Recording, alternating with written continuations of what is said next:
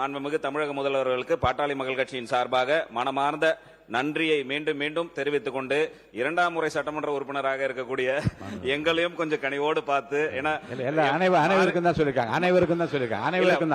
வாகனம் என்பது முதல் மாரிமுத்தானெல்லாம் கோச்சிக்கிறாங்க. எல்லாருக்கும் தான், அனைவருக்கும் தான் சொல்லியிருக்காங்க. வாகனம் அனைவருக்கும் தான்.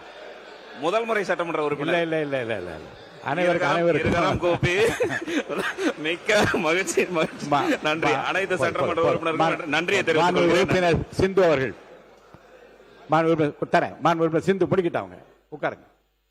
மாண்புமிகு பேரவை தலைவர் அவர்களே, மாண்புமிகு முதல்வரே, ரொம்ப மகிழ்ச்சியா இருக்குது.